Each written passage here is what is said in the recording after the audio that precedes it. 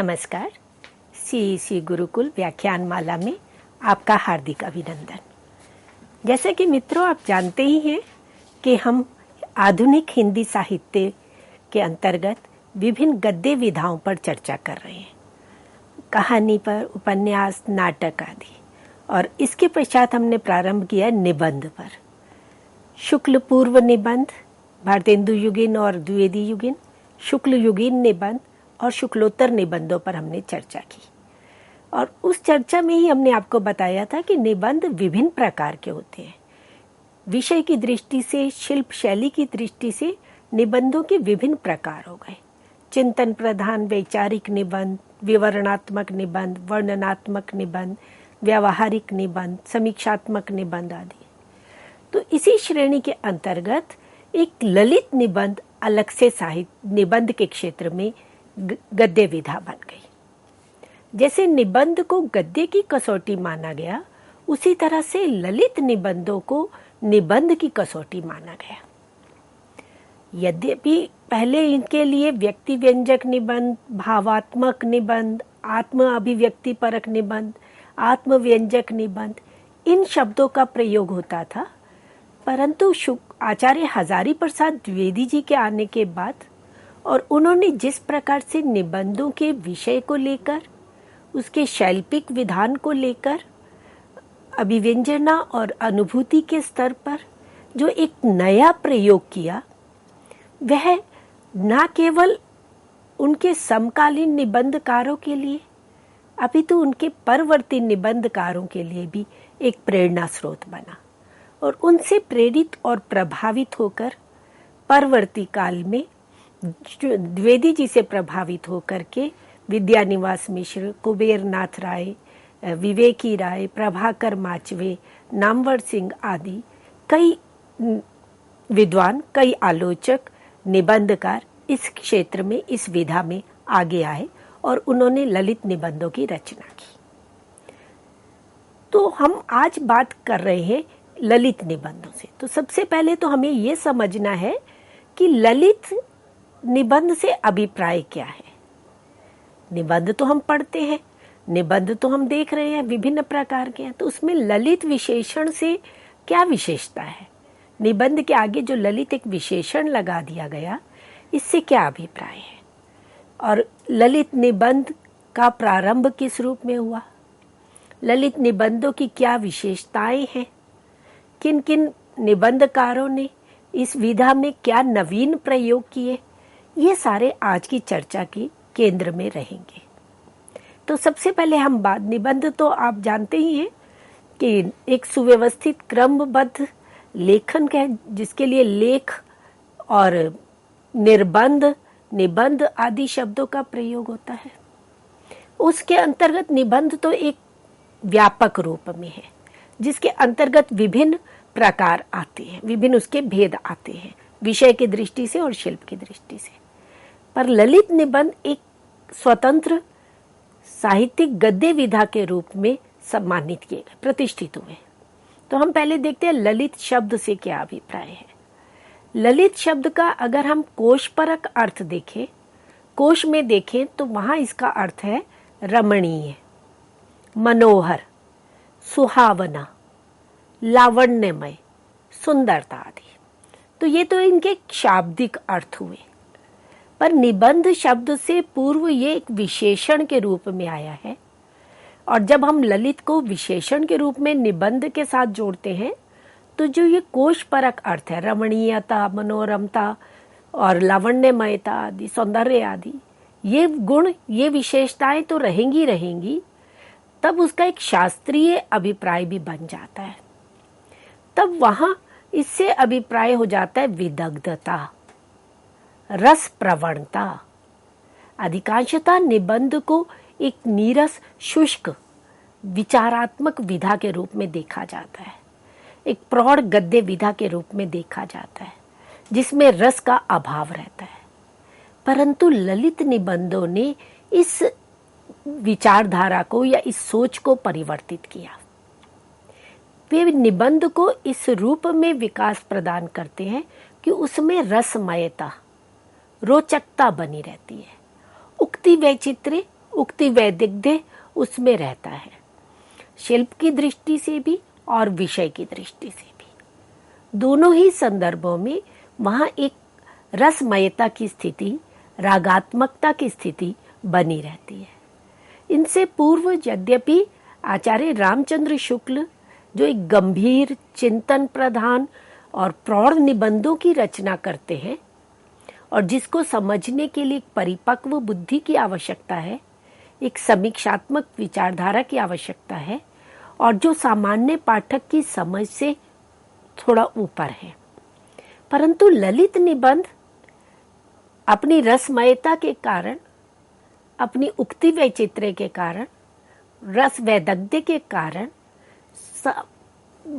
विशेष पाठक के लिए, प्रौढ़ चिंतक के लिए, समीक्षक के लिए भी उतने ही उपयोगी हैं, उतने ही लाभकारी हैं जितने एक सामान्य पाठक के लिए।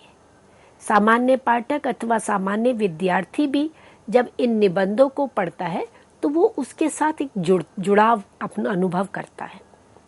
तो इस तरह से ललित निबंध का जब हम शास्त्रीय दृष्टि से देखते हैं तो उसका अर्थ है विदग्धता और रस प्रवणता।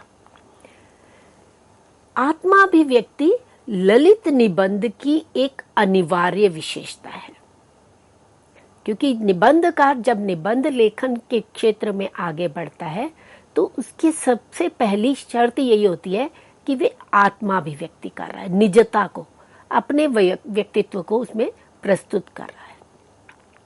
हिंदी गद्य के क्षेत्र में निबंध लेखन तो काफी बाद में आया, यद्यपि संस्कृत में गद्य लेखन की एक विस्तृत परंपरा थी, पर पूरा एक मध्यकाल का समय ऐसा रहा जब पद्यात्मक रचनाएं हुई और गद्यात्मक रचनाएं न के बराबर हुई। तो इसलिए निबंध का जो आज हमें स्वरूप मिलता है उस पे काफी हद तक प्रभाव अंग्रेजी निबंधकारों का, यूरोप के निबंधकारों का और बंगला निबंधकारों का रहा है। और अंग्रेजी निबंधों में यूरोप के मॉन्टेन हुए, जो उसके जन्मदाता जनक माने जाते हैं। और मॉन्टेन भी निबंध में आत्माभिव्यक्ति को, व्यक्तित्व की अभिव्यक्ति को, निजता को अनिवार्य मानते हैं। वे निबंध के विषय में कहते हैं, These essays are an attempt to communicate a soul. I am the subject of my easy essay because I myself am the only person whom I know thoroughly. तो यहाँ वो कहते हैं I am the subject of my essay. तो ये जो आत्माभिव्यक्ति है, निबंधकार का अपना जो व्यक्तित्व है, वह निबंध में किसी न किसी रूप में अवश्य झलकता है। तो आत्माभिव्यक्ति ललित निबंध की अनिवार्यता है। तो मोंटेन जब निबंध की एस्से की परिभाषा कर रहे थे तो उन्होंने उसका पहला गुण ही आत्माभिव्यक्ति को माना। इसी तरह से एक और अंग्रेजी निबंधकार हुए हडसन, वे भी यही कहते हैं, the true essay is essentially personal. Essentially कहा अनिवार्य रूप से है, उसमें वैयक्तिकता, उसमें निजता, उसमें आत्माभिव्यक्ति, आत्मपरकता होना अनिवार्य है। तो जिस तरह से यूरोप के निबंधकारों ने आत्माभिव्यक्ति को ललित निबंध के लिए एक अनिवार्य शर्त के रूप में माना, उसी तरह से हिंदी निबंधकारों ने भी हिंदी निबंधों में भी इस आत्माभिव्यक्ति को स्थान दिया। और महावीर प्रसाद द्विवेदी, जो द्विवेदी युग के प्रवर्तक रहे, जिन्होंने बेकन के निबंधों का अंग्रेजी से हिंदी में अनुवाद किया और निबंधकारों के सामने निबंध का एक स्वरूप स्पष्ट किया कि निबंध लेखन कैसे किया जाना चाहिए, क्योंकि महावीर प्रसाद द्विवेदी एक कवि शिक्षक के रूप में उनकी भूमिका महती रही। तो वे निबंध, ललित निबंध की परिभाषा करते हुए कहते हैं कि जो निबंध एक साथ काव्य और शास्त्र दोनों हो, वह ललित निबंध है। कि उसमें काव्यात्मकता भी हो, कलात्मकता भी हो और साथ में शास्त्रीय गुण हो। तो जिसमें दोनों तत्व विद्यमान है वही ललित निबंध है। जबकि हम देखते हैं विचार प्रधान जो निबंध है जो चिंतन परक समीक्षात्मक निबंध है उनमें काव्यात्मकता का गुण नहीं होता। वहां काव्यात्मकता उसका दोष बन जाती है।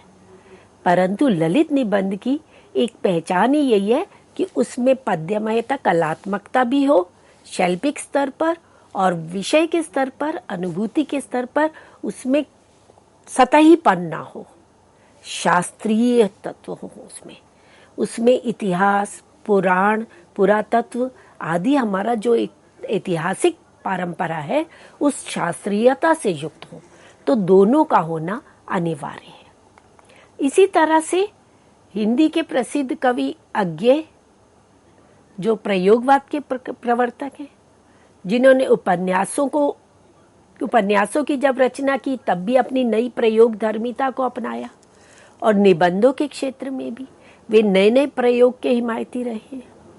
तो अज्ञेय भी ललित निबंध को परिभाषित करते हुए कहते हैं कि कोई विशेष मनोदशा जब अपने को प्रकट करने के लिए एक लीला भाव अपनाए, जब निबंध में प्रस्तुत की गई वस्तु का चयन और नियोजन राग रंजित दृष्टि से किया जाए, तभी रचना के लालित्य को महत्व का स्थान दिया जाएगा और तभी निबंध ललित निबंध कहलाएगा। तो मित्रों, इसमें एक विशेष बात ध्यान देने की है। सबसे पहले तो उन्होंने कहा कि कोई विशेष मनोदशा जब अपने को प्रकट करने के लिए एक लीला भाव अपनाए। अब ये जो लीला भाव है ये उसके लालित्य को द्योतित करता है। जो भी विषय वस्तु है, जो भी वर्ण्य विषय निबंध का है, जिस भी घटना को, स्थिति को या प्रसंग को निबंधकार अपने विषय के लिए अपना रहा है, जिस वस्तु का भी उसने चयन किया है, उसकी प्रस्तुति किस रूप में हो, उसका नियोजन किस रूप में हो, राग रंजित दृष्टि से, उसमें रागात्मकता हो, उसमें भावात्मकता हो, तभी रचना के लालित्य को महत्व का स्थान दिया जाएगा। तो इसलिए वे एक और विषय के चयन में, उसके नियोजन में निबंधकार को सावधान सतर्क रहने के लिए कहते हैं, और दूसरी ओर उसकी अभिव्यक्ति के संदर्भ में रागात्मकता का होना, लालित्य का होना, एक भावमयी दशा का होना, ये भी अनिवार्य मानते हैं। इसी तरह से ललित निबंधकारों में भी निबंधकार त्रयी के नाम से 3 निबंधकारों का विशेष स्थान है। आचार्य हजारी प्रसाद द्विवेदी, कुबेरनाथ राय और विद्यानिवास मिश्र, तीनों ने ही अनेक ललित निबंधों की रचना करके निबंध क्षेत्र में एक नई पहचान बनाई, और निबंध क्षेत्र में इस तरह के निबंधों की रचना करके हिंदी साहित्य की समृद्धि में अपना भरपूर योगदान दिया। तो कुबेरनाथ राय, जो स्वयं ललित निबंधकार हैं, वह ललित निबंधों के विषय में कहते हैं कि ललित निबंध एक ऐसी विधा है जो एक ही साथ शास्त्र और काव्य दोनों है। जो बात महावीर प्रसाद द्विवेदी जी कहते हैं, वही बात कुबेरनाथ राय भी कह रहे हैं। उन्होंने भी कहा था कि उसमें शास्त्र और काव्य दोनों होने चाहिए। ये भी यही कहते हैं कि ये एक ऐसी विधा है जो एक ही साथ शास्त्र और काव्य दोनों है। अब यहाँ ये महत्व देते हैं एक साथ पैरेलल चलने में, समानांतर रूप से चलने की बात करते हैं, आगे पीछे के क्रम में नहीं कि शास्त्र आगे और काव्य तत्व पीछे हो जाए या काव्य तत्व आगे हो जाए, शास्त्रीयता उसकी पीछे रह जाए। अनुभूति के स्तर पर और अभिव्यक्ति के स्तर पर, रचना विधान के स्तर पर और वस्तु विधान के स्तर पर दोनों साथ साथ चले, आगे पीछे के क्रम में नहीं। बिना अंतर्निहित शास्त्र के काव्य रीढ़हीन केंचुआ जैसा लिजलिजा हो जाता है। ये शास्त्र बल ही है जो काव्य की हड्डी रचता है, उसके अस्थि पंजर का निर्माण करता है, उसका मेरुदंड रचता है। तो विषय तो महत्वपूर्ण है ही, मूल संवेदना, मूल तो विषय है जो उसका शास्त्रीय पक्ष है। समसामयिक विषय को लेकर अपनी टिप्पणी देते हुए, अपनी विचारधारा को रखते हुए लिखना वो लेख है, उसको हम निबंध नहीं कह सकते। लेख और निबंध में यही अंतर है। लेख में किसी भी समसामयिक विषय को उठाया, उसके पहलुओं पर चिंतन करते हुए, अपनी दृष्टि से विचार करते हुए जो लेखक लिखता है वो एक लेख है, जिसमें उसकी अपनी सोच महत्वपूर्ण होती है। वह समसामयिक दृष्टि से ही लिखा जाता है। पर निबंध लेखन में निबंधकार जिस विषय को उठा रहा है उसको समसामयिकता के साथ तो जोड़ता ही है, परंतु उसके अंतर्गत, उसमें अंतर्निहित शास्त्र को वो देखता है। उसका ऐतिहासिक परंपरा, उसकी पौराणिक या धार्मिक परंपरा, उसका अतीत, उसका वर्तमान और भविष्य में उसका क्या परिणाम होने जा रहा है, तो ये पूरा एक विशाल दृष्टि से वे विभिन्न पहलुओं पर, विभिन्न पक्षों पर चिंतन करते हुए विषय को विस्तार करता चला जाता है। उसे एक क्रमबद्ध व्यवस्थित रूप में सुव्यवस्थित ढंग से नियोजित करता चला जाता है और इस तरह से वे एक निबंध लेखन की प्रक्रिया में जब आगे बढ़ता है तो एक सरस, एक रोचक, एक आत्मीयता से पूर्ण निबंध प्रस्तुत होता है, और जिसमें शास्त्र उसका मेरुदंड है, उसकी रीढ़ है, और कलात्मकता जो है वो उसका बाह्य सौंदर्य है, और पाठक इन दोनों से ही विशेष रूप से प्रभावित होता है। जब तक दोनों का सामंजस्य नहीं होता, शास्त्र और काव्य जब दोनों साथ साथ नहीं चलते, तब तक ललित निबंध पाठकों को रस से सराबोर करने में समर्थ नहीं हो पाता। तो इसलिए जैसे महावीर प्रसाद द्विवेदी जी ने का शास्त्र और कलात्मकता दोनों को महत्व दिया, उसी तरह से कुबेरनाथ राय भी दोनों को महत्व देते हैं। इसी तरह से एक अन्य आधुनिक काल के समीक्षक निबंधकार हुए अरुणेश नीरन, और ये कहते हैं ललित निबंध के विषय में कि ये गद्य की निहायत रम्य और आत्मीय विधा है। यह व्यक्ति की स्वाधीन चिंता का सहज रूपांतरण है, और बतरस वाली इसकी मुक्त और उच्छल प्रकृति में लालित्य का सहज उल्लास मिलता है। वे अपनी परिभाषा में आत्मीयता की बात भी करते हैं, आत्मपरकता की बात भी करते हैं, और साथ में रमणीयता की भी बात करते हैं, और व्यक्ति की स्वाधीन चिंता को सहज जो रूपांतरित है उसे वे एक निबंध के रूप में देखते हैं। और इसकी शैली कैसी है? कहिन की शैली, बतरस की शैली, लोक भाषा की शैली। जैसे हम वार्तालाप, संवाद करते हैं, तो निबंधकार अपने पाठकों से एक बतरस करता हुआ, एक उन्मुक्त प्रकृति से अपने हृदय को खोलता हुआ, क्षण क्षण के प्रतिपल में अपने हृदय के भावों को प्रस्तुत करता हुआ एक संवाद शैली में पाठकों के साथ एक संबंध स्थापित करता हुआ निबंध का विकास करता है। तो जैसे जैसे निबंध आगे बढ़ता है, वैसे वैसे पाठक में भी एक रमणीयता का संचार होता है, उसकी रागात्मक वृत्तियों का उल्लास बढ़ता है, और वह पाठक पूरी तरह से उस निबंध के साथ जुड़ता चला जाता है। तो निबंध में, ललित निबंध में वे लालित्य के सहज उल्लास को भी महत्व देते हैं। तो अनुभूति के स्तर पर भी और अभिव्यक्ति के स्तर पर भी, दोनों स्तरों पर वे निबंधों की, ललित निबंधों की विशेषताओं की भी बात करते हैं। तो इस तरह से मित्रों, हमने पाश्चात्य यूरोप के विद्वानों के, निबंधकारों के और हिंदी जगत के प्रसिद्ध निबंधकारों के ललित निबंध के विषय में जो विचार थे, जो परिभाषा थी, उसकी बात की। अब निबंधों के लिए मुख्य रूप से दो ही भेद किए जाते हैं, एक विचारात्मक निबंध और दूसरा भावात्मक निबंध। अब यही जो भावात्मक निबंध है, इन्हीं को आत्माभिव्यंजक निबंध भी कह दिया जाता है, व्यक्ति व्यंजक निबंध भी कह दिया जाता है, आत्मपरक निबंध भी कह देते हैं। इन निबंधों को हम ललित निबंध भी बाद में कहते हैं। तो कुछ विद्वान तो ललित निबंध और व्यक्ति व्यंजक निबंध इनको एक ही मानते हैं, दोनों में कोई अंतर नहीं मानते। पर कुछ विद्वान दोनों में एक सूक्ष्म अंतर की बात करते हैं।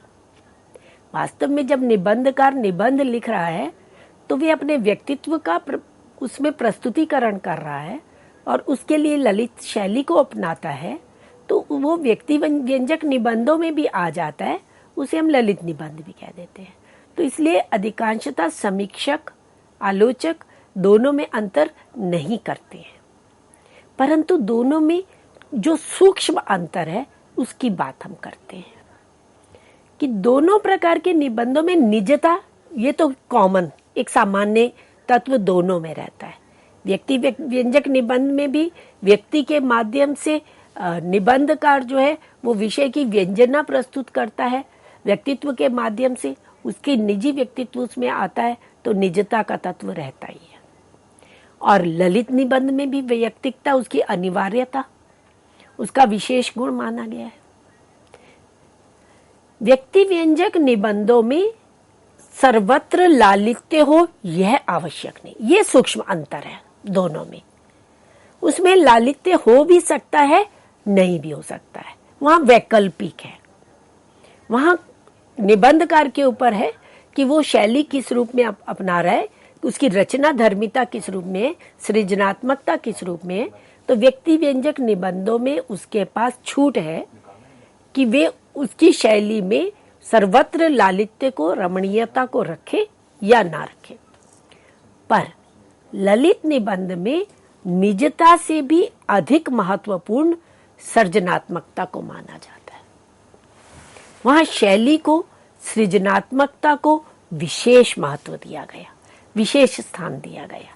निजता तो दोनों प्रकार के निबंधों में है, पर सृजनात्मकता में जो लालित्य है वह ललित निबंध की अनिवार्यता है, जबकि व्यक्ति व्यंजक निबंधों में वे वैकल्पिक है। तो ये सूक्ष्म अंतर हमने दोनों में माना, इसलिए इनको हम आत्मपरक निबंध, आत्माभिव्यक्ति परक निबंध, व्यक्ति व्यंजक निबंध, ललित निबंध, इस रूप में समीक्षक अधिकांशतः एक ही मान लेते हैं। अब हम बात करते हैं मित्रों इन ललित निबंधों की विशेषताओं को लेकर के। ललित निबंध के पहले हम विषय की बात करें कि किस विषय को वो लेते हैं। लेखक किसी भी विषय को, प्रसंग को, अनुभव को, किसी भी स्थिति को एक सूत्र पकड़ करके और उसको ज्ञान, विज्ञान, लोक जीवन, प्रकृति, कई क्षेत्रों से में विचरण करते हुए, मुक्त विचरण करते हुए अभिव्यक्त करते हैं। तो ललित निबंध का विषय कोई भी हो सकता है, कोई सामान्य विषय भी हो सकता है, लेखक के अपने जीवन का कोई अनुभव हो सकता है, उसके अपने जीवन से जुड़ा हुआ कोई प्रसंग हो सकता है, कोई एक स्थिति हो सकती है। बस एक सूत्र मिलता है, पर उस सूत्र को वे ज्ञान से, विज्ञान से, लोक जीवन से, प्रकृति आदि से जोड़ करके एक लालित्यमयी शैली में प्रस्तुति करता है। ललित निबंधों में भावों और विचारों का समन्वय होता है, हृदय का माधुर्य और विचार परंपरा का अद्भुत सामंजस्य होता है। ललित निबंधों से ये अभिप्राय नहीं कि केवल उसमें एक कोरी भावुकता ही रहती है, वह भावुकता भावना है, परंतु वे भावात्मकता विचार के साथ, एक चिंतन के साथ चलती है। तो दोनों में एक संतुलन बन करके चलता है।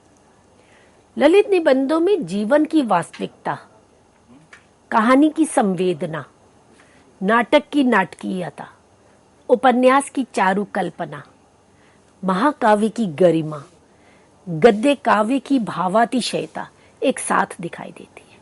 तो गद्य की जो विभिन्न विधाएं हैं, कहानी, नाटक, उपन्यास आदि, उन सब की विशेषताएं हमें इन ललित निबंधों में भी दिखाई देती हैं। ललित निबंध कल्पना प्रधान होते हैं, कल्पना का तत्व उसमें मुख्य होता है, पर कल्पना की, मन की सुंदर उड़ान के साथ साथ समय की वास्तविक चेतना से भी ये ललित निबंध जुड़े रहते हैं। उसमें समय को समसामयिकता को भी विशेष महत्व दिया जाता है। और इसके लिए श्री नर्मदा प्रसाद चतुर्वेदी कहते हैं, ललित वे है जो मनुष्यता को ललित करने के लिए प्रयुक्त हो। वह कोमलकांत पदावली की तरह ना हो, वह पौरुषेय, ज्वलित और अपने समय के सवालों से जूझने वाला भी हो।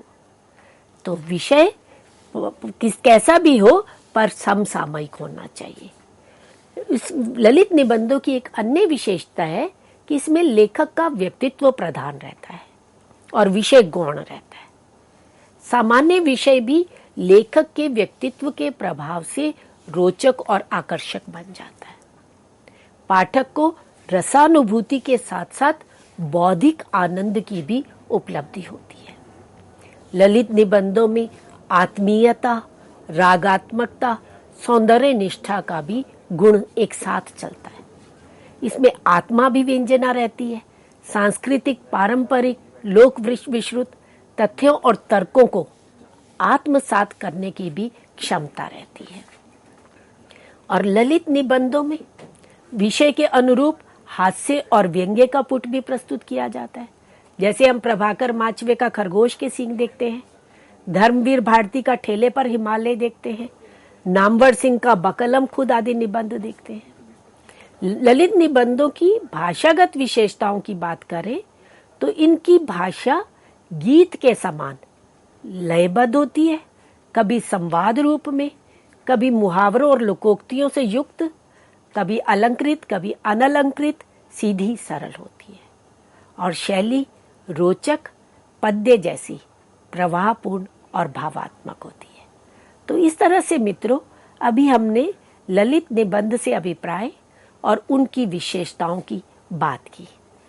ललित निबंधकार कौन से हैं और उन्होंने कौन से ललित निबंधों की रचना की, उनकी क्या विशेषताएं हैं, इस पर चर्चा हम अपने अगले व्याख्यान में करेंगे। धन्यवाद।